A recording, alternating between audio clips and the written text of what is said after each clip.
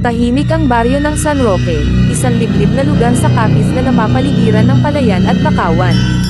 Pagsapit ng alas 7 ng gabi, patay na ang mga ilaw sa halos lahat ng bahay. May ilang gasera na lang ang kumikislap, parang mga matang nagbabantay sa dilim. Lumaki akong naririnig ang mga kwento tungkol sa manananggal, pero tulad ng karamihan.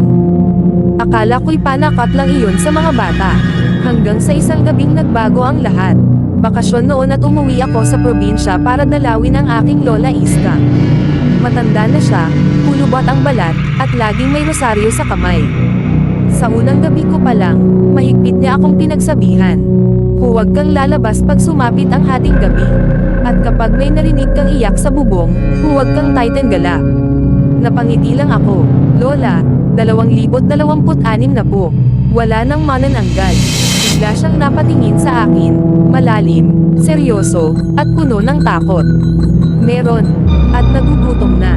Ikatlong gabi ko sa baryo nang may mangyaring kakaiba. Bandang alas 11, nawalan ng kuryente ang buong lugar. Normal na sana iyon, pero kasabay nito ang isang tunog, parang malakas na pakpak ng paniki, pero mas mabigat, mas malapit. Mula sa bubong, nanlamig ang batok ko. Naalala ko ang bili ni Lola. Pinilit kong huwag tumangala, pero may sumunod na tunog, isang mahinang ungol, parang babaeng nahihirapan huminga. Tapos, iyak ng sanggol. Walang sanggol sa bahay namin. Ang nawawalang buntis. Kinabukasan, kumalat ang balita, na wala raw si Aling Rosa, buntis sa kanyang ikapitong buwan. Walang bakas ng pagnanakaw. Walang dugo, pero ang bintana sa kwarto niya, bukas. At may bakas ng itim na likido sa sahig. Dugo po ba yun? Tanong ko sa kapitbahay. Umiling siya. Hindi. Mantika raw. Galing sa katawan ng manananggal. Inilabutan ako. Pag-uwi ko, nadatnan kong nagsisindi ng kandila si Lola sa harap ng mga dahon ng bawang at asin. Hindi na siya kontento, bulong niya. Bumalik na naman siya. Sa gabing iyon, inamin ni Lola ang matagal na niyang itinatago.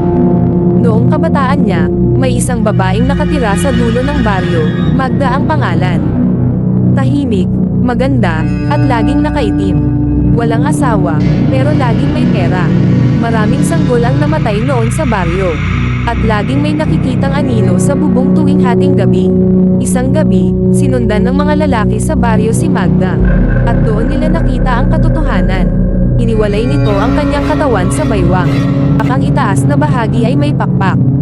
May dila na mahaba at matulis. Kumakain siya ng laman loob ng buntis. Sinunog nila ang naiwan niyang kalahating katawan. Akala nila'y tapos na, pero mali kami, sabi ni Lola, nanginginig ang boses. May anak si Magda. Napatingin ako sa kanya. Anong ibig niyong sabihin? Tumitig siya sa akin. At ikaw ang apo niya. Pagdating ng manananggal, bago pa ako makapagsalita, may malakas na dagandong sa bubong. Bumukas ang bintana kahit sarado ito kanina. Pumasok ang malamig na hangin, kasabay ang amoy ng bulok na karne. May bumaba mula sa kisame.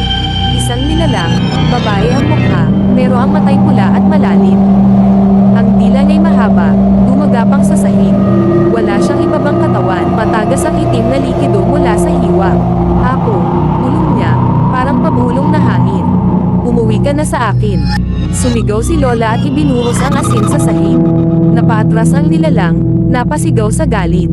Takbo, sigaw ni Lola. Hating gabi sa bakawan. Tumakbo ako palabas ng bahay, papunta sa bakawan.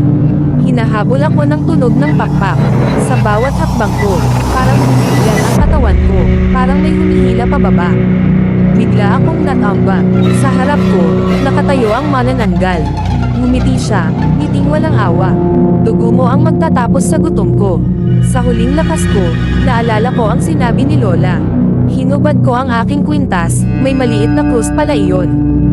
Hindi ko napansin dati, at isinaksak ko sa kanyang dibdib. Napahiyaw siya, umangat siya sa ere, nagliliyab ang balat. Bumagsak ang manananggal sa bakawan, at tuluyang nawala sa dilim. Kinabukasan, natagpuan akong walang malay ng mga taga-baryo. Buhay si Lola, pero nanghina. Bago siya pumikit sa huling pagkakataon, hinawakan niya ang kamay ko. Tapos na, sa ngayon. Lumipas ang mga taon. Bumalik ako sa Maynila. Akala ko'y nakalimutan ko na ang lahat. Hanggang isang gabi, may narinig akong iyak sa bubong ng apartment ko. At sa salamin, may nakita akong itim na pakpak sa likod ko. Ngayon, habang binabasa mo ito, siguraduhin mong wala kang naririnig sa bubong nyo. Dahil kung meron, baka gutom na naman siya.